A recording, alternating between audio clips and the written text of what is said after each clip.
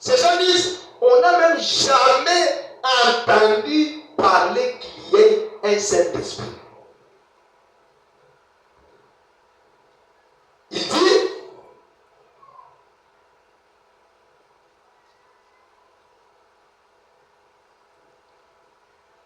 de quel baptême avez-vous donc été baptisé?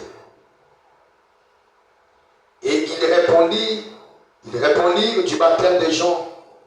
Alors Paul dit, Jean a baptisé du baptême de la repentance, disant au peuple de croire en celui qui venait après lui, c'est-à-dire en Jésus. Sur ces paroles, ils furent baptisés au nom du Seigneur Jésus.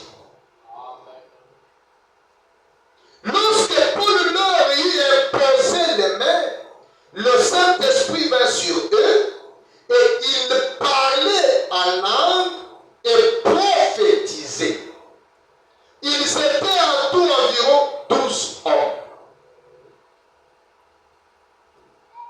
Amen. Ils ont cru, mais ils n'avaient jamais reçu le Saint-Esprit. C'est quand Paul vient, il leur prêche, il parle, et après, ils ont reçu quoi? Le Saint-Esprit. Éphésiens chapitre 1er, au verset 11. Il dit ceci. En lui, nous sommes aussi devenus héritiers, ayant été prédestinés suivant la résolution de celui qui opère toutes choses d'après les conseils de sa volonté, afin que nous servions à la louange de sa gloire, nous qui d'avance avons espéré en Christ. En lui, vous aussi, après avoir entendu la parole de la vérité, l'évangile de votre salut. Vous écoutez bien? Après avoir entendu la parole de la vérité, qui est quoi? L'évangile de votre salut. Il y a un évangile qui donne le salut. Et l'évangile, la parole qui ne peut pas.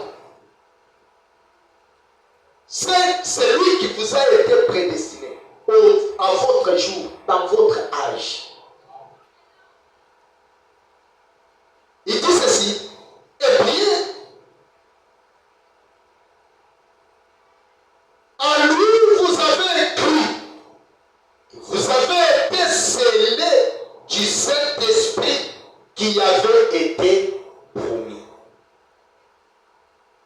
Vous avez cru et vous avez été scellés de quoi? Du Saint-Esprit, qui est une promesse, lequel est un gage de notre héritage pour la rédemption de ce que Dieu s'est acquis à la louange de sa gloire. Qui reçoivent le Saint-Esprit? Ceux acquis par Dieu à la louange de sa gloire. Pas tout le monde.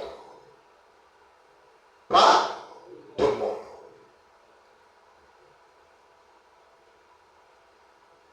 Puisque beaucoup ils confondent des histoires.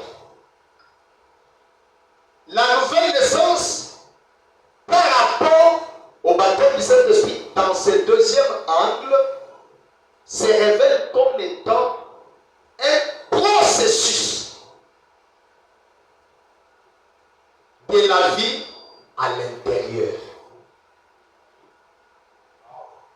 C'est la semence qui est entrée en vous, mais qui se développe jusqu'à la vie elle-même,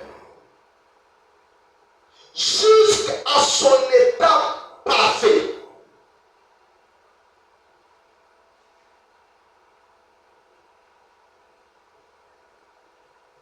Le processus, c'est ce que nous avons parlé comme la chenille et les papiers.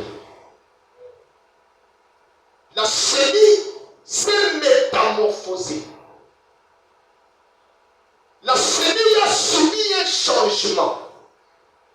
Cela est passé d'un état vers un autre. Mais la même vie. Est-ce que c'est la vie différente? C'est la même vie. Et parlant de la naissance naturelle, vous allez voir que cette vie, il y a des étapes qu'elle traverse. Il y a l'eau qui sort en premier pour une femme sous douleur de l'enfantement. L'eau sort en premier. Il y a le sang qui vient en second lieu. Et tierceau, c'est la vie qui entre. Ce sont les étapes de la naissance naturelle. Et selon la naissance spirituelle, nous avons vu qu'il y a la justification, la sanctification et le baptême du Saint-Esprit. Maintenant, quand vous allez voir, ici, la justification, c'est la même vie dans une phase quelconque. N'est-ce pas? C'est la même vie, mais à la première phase. Et quand cela monte, la justification, qui était à sa première phase, va à la deuxième phase que nous appelons la sanctification. C'est la justification, mais dans son état parfait. Est-ce que l'Église est avec moi? Ce que nous appelons la sanctification, c'est la justification qui est, mais dans son état parfait, que nous appelons sanctification. Et cela monte jusqu'au troisième étape. C'est toujours la même vie. Mais qui arrive ici, et nous appelons cela le baptême du Saint-Esprit.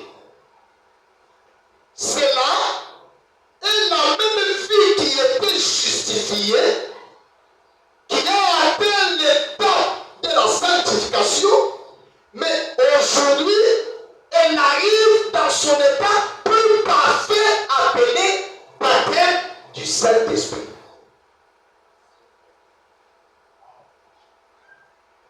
Amen.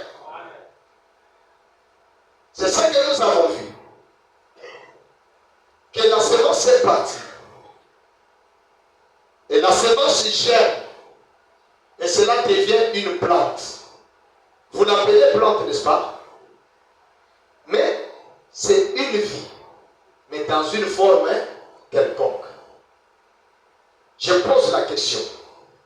Quand l'enfant est dans le sein maternel comme fœtus, c'est l'enfant ou ce n'est pas l'enfant?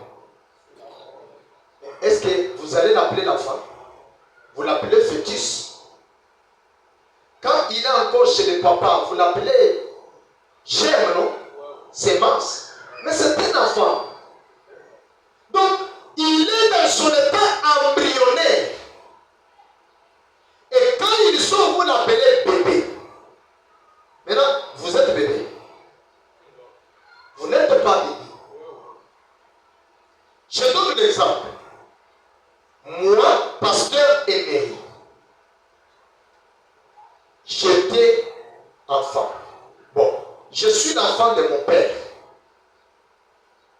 Je suis fils. N'est-ce pas? Fils de Matthieu. Mon père, son nom c'est Matthieu. l'écriture, moi non. À un certain âge donné, je me suis engagé pour épouser Amel. Je suis mari. Je suis époux. Vrai ou faux? Et Amen. Puis à un certain âge, on a eu des enfants. Hein? Je deviens qui? Je deviens père. C'est la même personne, la même vie, mais à des fonctions différentes. C'est la même personne, la même vie, la même sémence, mais ayant des appellations différentes. Jusqu'à ce que je deviendrai grand-père. Donc quand vous allez amener le maïs là où, le moulin, vous allez moudre ça. Ça devient la femme. Et c'est votre sémence, non? Jusqu'à ce que vous allez l'appeler foufou. Donc, la nouvelle naissance, c'est la même vie, la même sémence, mais dans un processus. Les bébés en train de croître. Et quand nous allons dans l'angle de la pyramide, cette vie a été dans sa phase embryonnaire appelée la foi. Et un jour, cela devient une vertu, une connaissance, une tempérance, une patience, une piété. Ok? L'amour fraternel. Et jusqu'à ce que cela sera coiffé, pour ainsi devenir à l'état d'homme fait, la perfection. Est-ce que vous voyez? Frère dit, eh bien, dans le chemin du retour au point 44, ce que nous voyons, et nous voyons qu'une fois ces vaccins n'étaient pas parfaits. Il parle du sang des boucs et des taureaux, qui ne pouvaient pas ôter le péché, le désir du péché dans le cœur de l'homme. Et ces vaccins-là n'étaient pas véritablement corrects, n'étaient pas parfaits, puisque le désir du péché était toujours dans l'homme. Est-ce que vous m'entendez, ma soeur? Alors, ne somnolez pas. Écoutez, il dit ceci. Cela n'était pas parfait. Paul parlant aux Hébreux, il dit, les désirs du péché étaient toujours dans l'homme, puisque le sang des boucs et des taureaux ne pouvait pas enlever ces désirs dans le cœur de l'homme. Il y avait toujours la conscience du péché. Il a péché hier. Même s'il prie, il ne peut pas oublier qu'il avait commis adultère, qu'il avait menti, qu'il avait trahi, qu'il avait volé. Vous voyez? Mais maintenant, ces versets n'étaient pas parfaits. Et l'adorateur devait venir année après année faire son offrande. Mais maintenant, dans l'Hébreu, il nous est dit que l'adorateur, une fois purifié,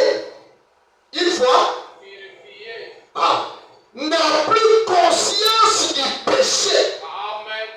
Qu'est-ce qui purifie?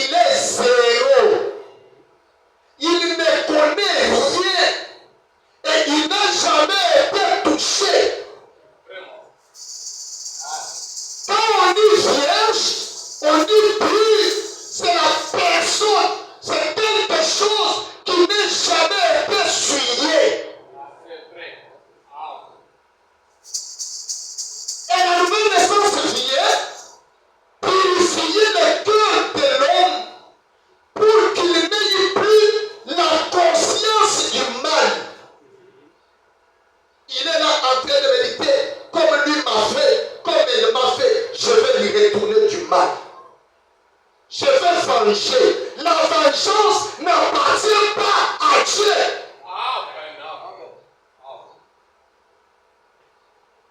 La Bible dit laissez la vengeance à Dieu. Ce n'est pas à vous de vous venger. Comme il m'a fait hier, cette femme, je vais lui retourner le mal. Non. Même le langage de la personne, purifié de la parole, c'est un langage de douceur. Il a une pensée pure. Une personne purifiée, ses pensées sont pures. Ses gestes sont purs. Là où il faut faire le mal, on le voit faire le bien. Et ce n'est pas lui. C'est la vie à l'intérieur en train de se manifester. C'est là le problème dans les églises. On a autant de personnes déviergées, des croyants déviergés par qui? Par Satan.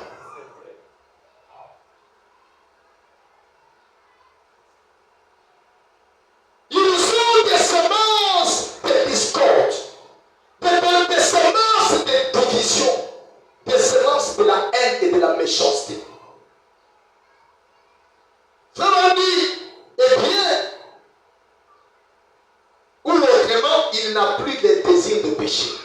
Toute la chose l'a quitté. Il n'y a plus.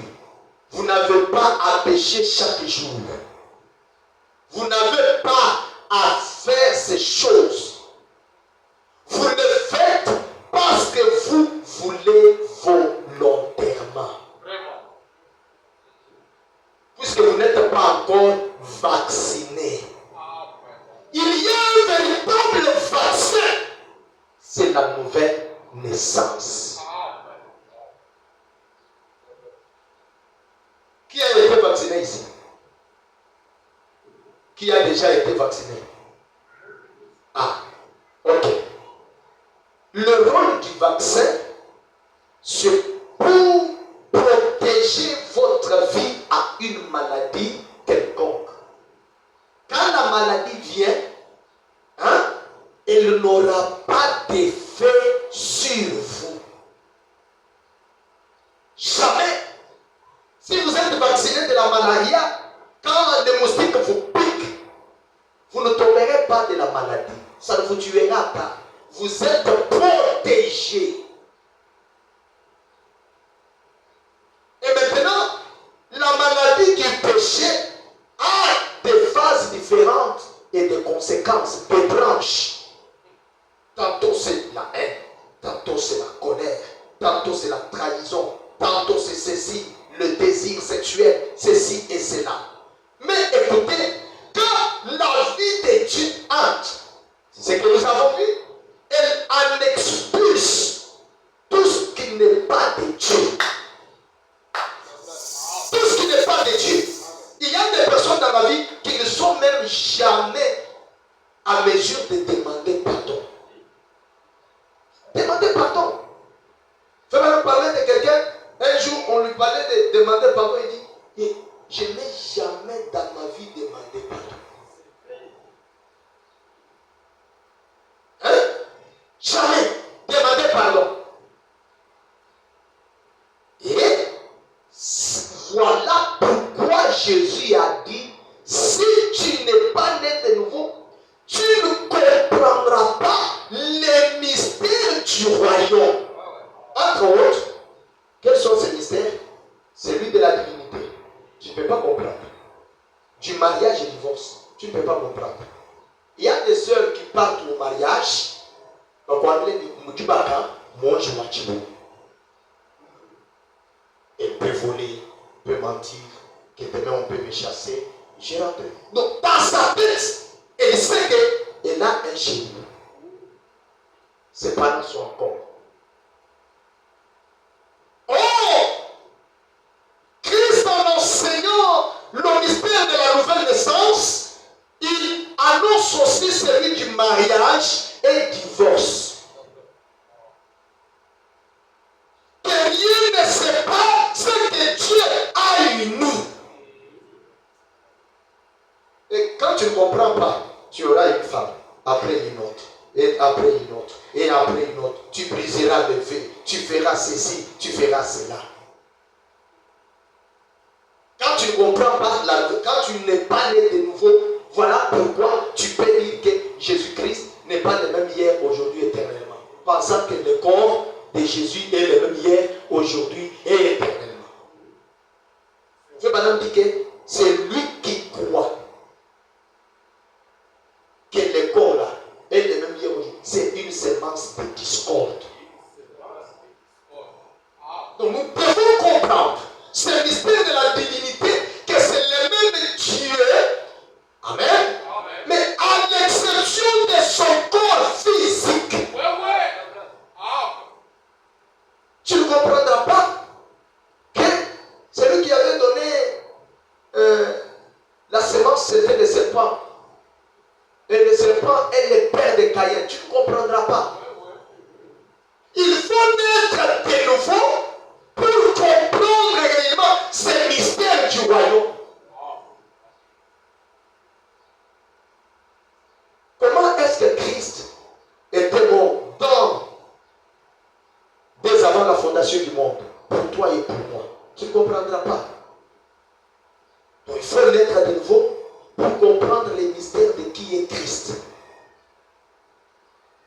Est-ce que je parle? Et la raison pour laquelle vous voulez le faire volontairement, c'est parce que vous n'êtes jamais mort à vous-même. Oh mon frère, je sais que ça brille. Mais c'est bon. C'est bon.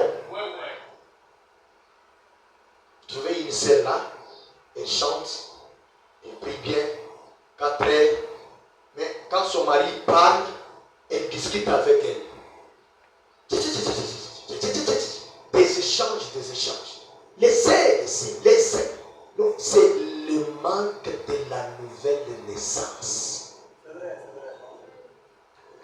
Puisque dans la nouvelle naissance, il y a la tempérance. Dans la nouvelle naissance, il y a la patience. Une seule née de nouveau, elle comprend que Christ est le chef de l'Église. Il est la tête et l'épouse est là, le corps. Je dois me soumettre. Maintenant, pour se soumettre, il faut discuter. Non.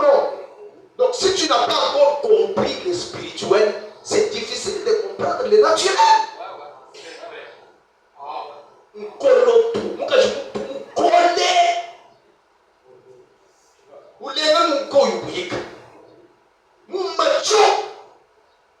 Tu dois naître de nouveau. Quand vous mourrez à vous-même, vous devenez alors une nouvelle créature. Alors, ces choses s'en vont. Mamie Toumikolai, incrédulité, une sœur calomnieuse, une sœur pleine de commérages. Elle connaît la vie de tout un chacun à l'église. Elle connaît les problèmes dans chaque foyer. Mais incapable de vous dire même un verset par cœur. C'est un démon. Le pire des démons. Un frère à qui vous ne pouvez jamais faire confiance. Vous lui donnez l'argent et demain vous avez des problèmes. Il faut que ces choses disparaissent et la seule façon de disparaître, c'est par la nouvelle naissance. Quelqu'un qui toutes les années qu'il a écouté la parole, sauté, chanté, prié, tout ça et consort, mais impoli devant les prédicateurs. L'impolitesse à tout le monde. Quand vous lui posez la question, la façon dont il vous répond, ça ne reflète même pas qu'il a été à l'école. Ça ne reflète même pas qu'il a été sur une chaise de l'église. Alors que William Branham dit qu'on devait respecter un prédicateur de la parole, même s'il n'est pas de votre foi. Qu'il soit baptiste, méthodiste, qu'il soit d'une église quelconque, pentecôtiste, mais écoutez, cette différence de doctrine ne fait pas de vous quelqu'un de particulier. Et si vous cherchez à agir comme si vous aviez ces choses, avant que vous les ayez, c'est comme je l'ai dit l'autre jour, c'est comme un mail qui essaye de porter les plumes d'un paon dans ses ailes et qui dit, vous voyez, je suis un paon. Hein? Un paon. Il n'en est pas un. C'est quelque chose qu'il s'est collé dessus. La chose doit pousser sur lui de l'intérieur vers l'extérieur. La nouvelle naissance doit être une chose qui commence de l'intérieur vers l'extérieur. Ça grandit. On y va. Écoutez, et quand le monde, le péché, le fait de se couper les cheveux et de se maquiller se manifeste, au lieu de la parole de Dieu, cela montre que le Saint-Esprit n'est pas là. Une sœur, on l'envoie au marché, les gens meurent de faim, elle est là au marché, sur le tabouret là, les pieds dessus sur un homme qui est en train de faire des manicures et des pédicures.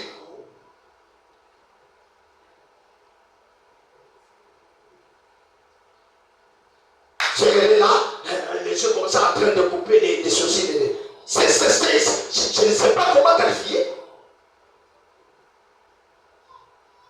La première personne à se maquiller dans la Bible, la première personne à se maquiller dans la Bible, c'est Jézabel. Et quel a été son sort? Elle a été jetée aux viandes comme la viande des chiens. Et frère dit, une femme qui se comporte comme Jézabel, c'est une viande de chien. Ni servez-la. Laissez des nouveaux. Laissez tomber les maquillages.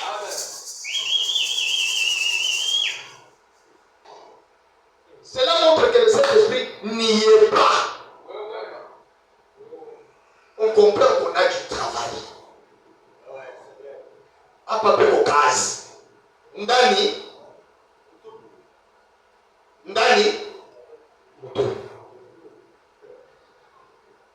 Un vide.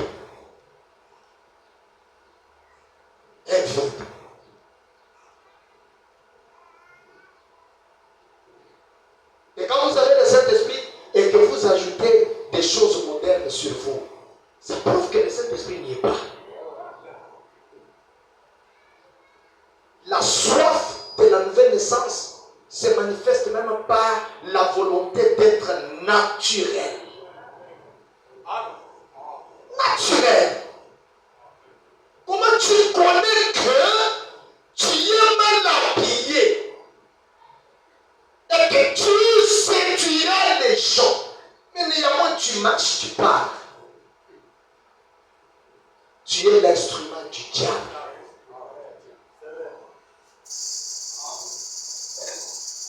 En d'autres termes, une sœur mal habillée, elle est en train de se prostituer. A dit frère Branham que quand tu seras devant Dieu, Seigneur, comment moi je ne connais qu'un seul homme. Non. Plusieurs que tu as séduits par ton habillement. Et un homme véritable ne laisserait jamais sa femme. Un homme véritable, un homme. Qui ne me plaît que nous t'ayons. Ni bilamba, pia numwe, ani bimulamat. Mulumamba mutomine.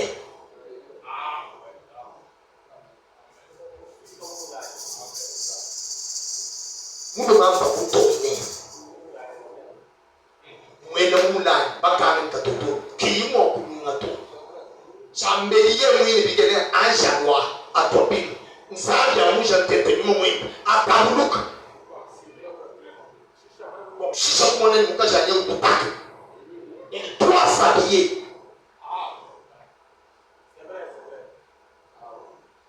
Il faut que la parole, la vie de Christ soit au-dedans.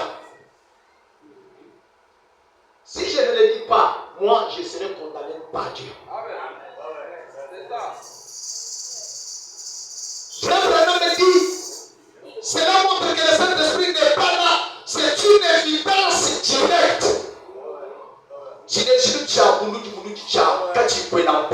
Ainsi, comment appelleriez-vous cela? La prostitution pentecôtiste. C'est tout à fait vrai. C'est commettre la fornication spirituelle contre les dieux du ciel. Quelle honte! Quelle disgrâce! Oh, c'est terrible! Oui, c'est terrible.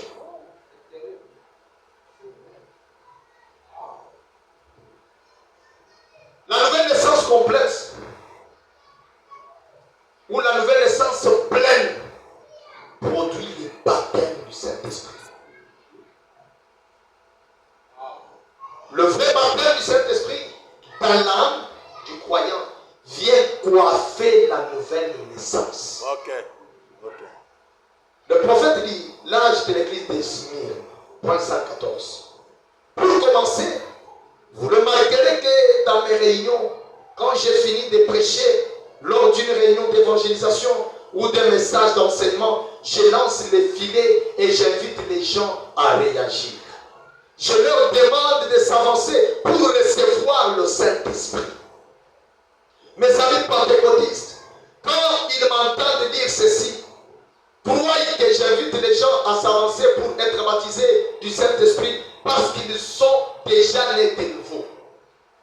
Ainsi, quand j'invite ceux qui sont remplis de l'Esprit à venir aider ceux qui ont répondu à l'invitation pour venir recevoir l'Esprit, ces chers amis se précipitent vers les gens qui se sont avancés pour aller leur parler en les encourageant à s'abandonner à Dieu et à croire pour parler en langue.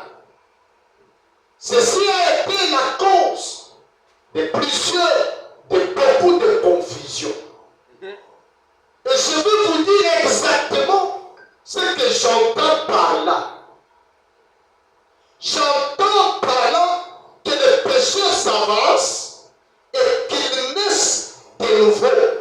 C'est-à-dire qu'ils soient baptisés dans le corps de Christ par le Saint-Esprit.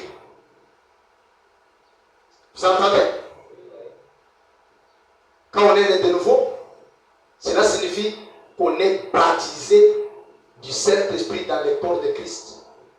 Ce qui est exactement ce qui est arrivé à la Pentecôte. Quand l'Église a démarré, autrement dit, être né de l'Esprit, c'est être véritablement baptisé du Saint-Esprit. C'est la même chose. Je comprends bien que ceci va être un peu déroutant. Parce que la plupart des gens savent que j'ai été ordonné prédicateur dans une église baptiste et que je déclare depuis longtemps que les baptistes se sont trompés en disant qu'on reçoit le Saint-Esprit quand on croit. Car ce n'est pas vrai. On le reçoit après avoir cru. Selon Actes chapitre 2, 19, verset 2. Là où nous avons lu. Et il leur dit, avez-vous reçu le Saint-Esprit après avoir cru?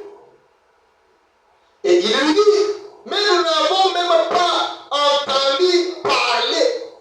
Et il dit, de quel baptême avez-vous été baptisé? Il dit,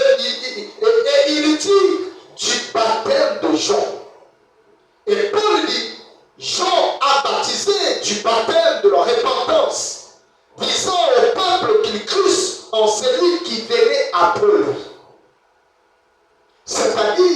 en Jésus. Et ayant eu ces choses, ils furent baptisés pour le nom du Seigneur Jésus. Et Paul, leur ayant imposé les mains, l'Esprit Saint vint sur eux et ils parlaient en langue et prophétisèrent.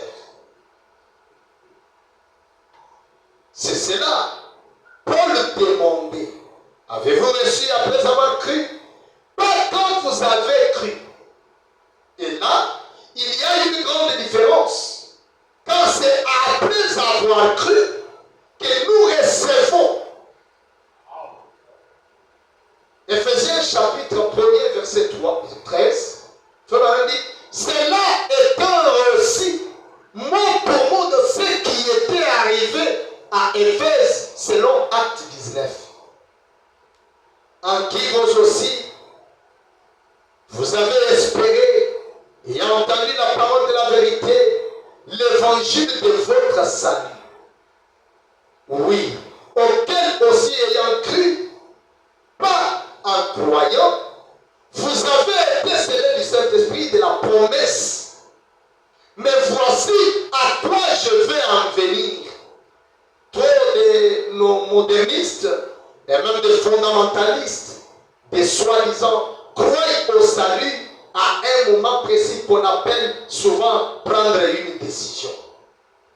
Et on a appelé cela recevoir Christ ou naître de nouveau. Or, recevoir Christ, c'est recevoir son esprit. Recevoir son esprit, c'est naître de nouveau. Recevoir son esprit, c'est être baptisé du Saint-Esprit. Frère Madame dit Amen. Ce que Jean croit, c'est merveilleux. Mais il s'arrête là. C'est après avoir cru qu'on reçoit le Saint-Esprit. Il en est toujours été ainsi et il en sera toujours ainsi. Amen. La toute première parole d'instruction a été donnée par Pierre à la Pentecôte. Et il a dit, répentez-vous et que chacun de vous soit baptisé au nom de Jésus-Christ à cause du pardon de vos péchés et vous recevez les dons du Saint-Esprit. Car la promesse est pour vous, pour vos enfants et pour ceux qui sont au loin, en aussi grand nombre que le Seigneur Dieu les appellera. C'est la même chose quand cela atteint la maturité, quand cela arrive au sommet. Mais la nouvelle naissance, ça a été un processus. C'est la vie. C'est recevoir l'Esprit de Christ. Amen. Frère Madame dit quelque chose. C'est l'expérience d'une sœur que je voudrais qu'on partage pour la prière aussi. Parfois, ça a été une question de quelqu'un. Je crois que c'est dans la stature de l'homme parfait. Regardez ce que le prophète dit. Cette sœur, ou les noms blasphématoires. Au point 97. Maintenant, d'autres versions, c'est 92. Les noms blasphématoires, paragraphe 97 ou 92. Ces choses-ci doivent absolument être dans le chrétien avant que le Saint-Esprit ne les scelle. Avant que ceci ne vienne au sommet et fasse une unité parfaite. Donc la chose arrive et atteint la perfection et cela devient une seule et même chose. Il dit, eh bien, le rêve de notre sœur maintenant, elle était troublée au sujet de savoir si elle avait le Saint-Esprit ou pas. Et quand elle s'allongea sur le canapé, où son mari lisait un journal, dans la nouvelle naissance, nous avons vu que c'est différent du baptême du Saint-Esprit, n'est-ce pas? Et Frère Madame dit que cela est une expérience et cela est un gâchis. Donc, il doit y avoir une expérience, quelque chose palpable que vous pouvez expliquer. pouvait jamais naître de nouveau, recevoir le Saint-Esprit, sans avoir été impacté. Ok? Maintenant, il y a aussi une exception, comme celle de la sœur Brice, qui ne savait pas qu'elle avait reçu le Saint-Esprit. Et il y a aussi un deuxième exemple que le prophète parle. Il dit que son mari lisait dans le canapé un journal et elle a des enfants comme moi. Et ils font toujours du bruit et tout ça. Et donc, elle s'est endormie pendant approximativement 10 à 15 minutes. Et elle a rêvé, elle n'a jamais pu les comprendre ou saisir dans son ensemble depuis 1 an à peu près, jusqu'à ce que ce message soit enseigné. Elle a reçu quelque chose. 1 an. Elle a eu un songe, mais elle n'avait jamais compris son songe. Jamais compris. Mais après 1 an, frère dit, jusqu'à ce qu'il a prêché ses sermons. Alors, pendant que j'enseignais cela, tout lui est revenu. Et elle rêva qu'elle était en train de prier. Et premièrement, elle marchait sur le plancher avant qu'elle rêve. Et elle se porta les mains en pensant, Seigneur, est-ce que j'ai le Saint-Esprit? Il vous arrive des fois de vous poser cette question? Frère dit, peux-tu me le prouver? Une sœur en train de songer, mais dans son songe, elle priait. Et ce qu'elle priait, c'était que Seigneur, peux-tu me prouver si j'ai le Saint-Esprit? Peux-tu me donner le Saint-Esprit? Donc pour songer, c'est peut-être, cela a été sa soif pendant qu'elle marchait. Cela est devenu tellement intense dans son cœur. Cela est devenu une préoccupation. Vous savez, tellement préoccupé. Si vous n'êtes pas préoccupé par les choses de Dieu, vous serez occupé par Satan.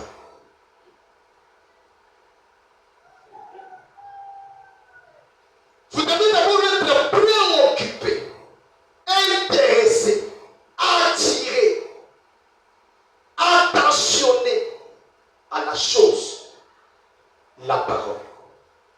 Et là, Dieu vient vous remplir.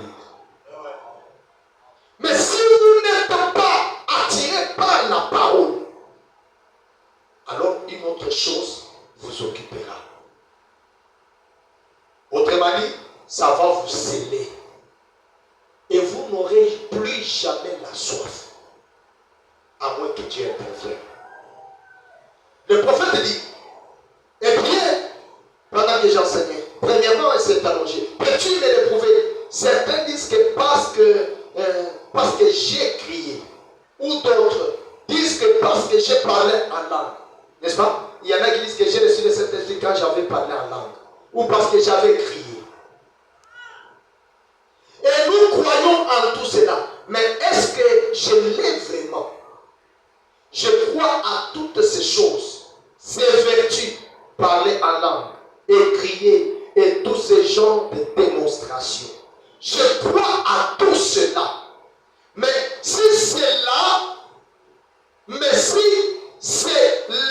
sans ceci, il y a quelque chose de faux. Si c'est parler en langue ou de crier, mais sans le baptême Saint-Esprit, alors c'est faux. Voyez, eh bien, voyez, vous avez une apparence. Notez. Et elle était troublée à ce sujet. Donc, elle s'est simplement allongée sur le canapé où son mari lisait. Et elle s'est endormie. Et elle rêvait qu'elle était sur une montagne. Et sur cette montagne, le mieux, je n'ai pas le papier devant moi, mais je pense que c'est comme ceci. Elle a rêvé qu'elle voyait une boîte en pierre. Cette boîte en pierre qu'elle voyait, elle dit, elle a rêvé cela comme un coffrage placé juste sur le sommet de cette montagne, et son mari était juste derrière elle. Et elle a vu un homme de grande taille se tenant là avec ses habits de travail, les manches retroussées, vidant l'eau la plus pure qu'elle n'avait jamais vue. Il dit, elle a versé dans cette boîte. Cette boîte en pierre placée au sommet de la montagne. Et la boîte en pierre ne pouvait pas retenir l'eau. La boîte ne pouvait pas retenir. Et l'eau a toujours été le titre de la parole. Et bien, il dit, et elle a roulé au-delà et elle faisait monter toute la saleté. Elle faisait monter toute la saleté et les morceaux de bois et toutes ces choses là-dedans. Et elle faisait tout sortir à gros bouillon. Tout ce qui était impur dans la boîte, l'eau qui entrait, cette eau-là, par quelqu'un d'une grande taille qui versait la parole, qui versait l'esprit dans cette boîte qui est le cœur. Et tous les morceaux là sortaient avec un pression. Le prophète dit, et elle dévala au bas des montagnes. Et elle dévala sur ce pied. Et elle était debout dans cette saleté. Seulement cela ne collait pas sur elle. La saleté, l'impureté, les mauvaises choses ne collaient pas à qui? À la sœur. Et alors, elle demanda pourquoi la boîte ne retenait pas l'eau. Et l'homme dit, ce n'est pas l'eau, c'est le Saint-Esprit. Et il dit, rien ne peut le retenir. Quand le Saint-Esprit entre dans le cœur d'un homme, dans le cœur d'une femme, aucun péché, aucune chose ne peut s'ériger en obstacle. Aucune chose. Oh Marie. Et puis, il dit, c'est le Saint-Esprit, rien ne peut le retenir. Et il dit, alors, il est parti et a pris un autre grand seau et il était plein de miel. Et il a versé le miel là-dedans et il a dit, eh bien, il faut retenir ceci. Et elle pensait que la boîte était en pierre, allait s'éclater et répandre le miel. Mais elle n'a pas éclaté. Finalement, cela s'est collé et ça tenu. Elle s'est tournée et il est descendu dans la montagne. Et descendant de la montagne, elle s'est arrêtée au bas de la montagne et elle a regardé en arrière. Elle a vu 5 ruisseaux de cette eau pure. Romain, cristalline. Une eau cristalline. Non contaminée par les choses qu'elle avait traversées. Toujours pure et claire, coulant rapidement. Puis, elle ralentissait. Ensuite, elle a presque disparu. Et elle s'est demandé si elle n'arriverait jamais en bas de la montagne. 5 ruisseaux. Et elle s'est réveillée. Elle s'est réveillée. Et je pense que c'est pratiquement cela. N'est-ce pas? Cherche faire. Eh bien, à peine j'avais pris la lettre et que je l'avais ouverte. Avant que je la lise, je vis son rêve.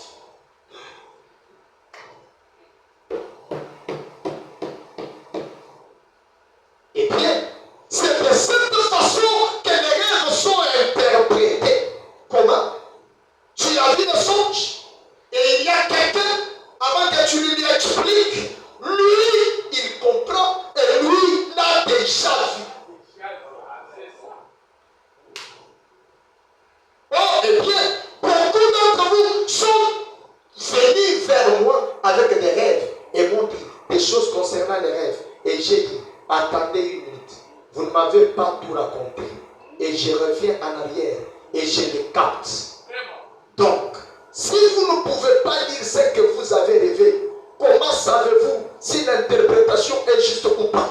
Voyez, vous devez voir le rêve. Une vision doit vous montrer le rêve. Et quand vous voyez le rêve que la personne a rêvé et que vous pouvez leur dire avant qu'il vous la raconte, alors vous connaissez l'interprétation. Oh my! Vraiment dit, mais les 5 ruisseaux que vous voyez descendre jusqu'ici mélange ceci ensemble. C'est le Saint-Esprit qui a fait l'église d'Éphèse. C'est le Saint-Esprit qui a donné naissance à l'église de Smyrne. C'est le Saint-Esprit qui a donné l'église de Pergame et l'église de Thyatire dans les âges sombres. C'est le Saint-Esprit qui a bâti cette épouse, cette élite qui a été tirée hors de tous les systèmes d'organisation, tout au long des âges comme cela. Et il y a une épouse de Jésus-Christ de lui, prédestinée, que le Saint-Esprit a appelé à sortir Élie. Et c'est le Saint-Esprit dans cet âge-ci, cet âge-là, celui-là, jusqu'au sommet, le Saint-Esprit. Donc c'est le Saint-Esprit. Dans le sommet, il a commencé comme ça. C'est le même Saint-Esprit. N'est-ce pas? C'est le même. Donc il a commencé, c'est le même qui grandit, jusqu'au sommet. La même vie, la même séance. Le prophète dit, et maintenant, dans les individus, ces vertus et ces choses sont ajoutées à votre foi. Alors quand la pierre de fête vient, le Saint-Esprit les cimente ensemble. Voilà le baptême du Saint-Esprit. C'est pourquoi c'est si rare aujourd'hui. Et alors, ça a été le numéro 1. Le numéro 1. Et venez en vous, à votre foi mentale, juste ici, le Saint-Esprit vient descendant dans votre foi mentale pour en faire une foi spirituelle. Et alors, la foi spirituelle ne reconnaît que la parole.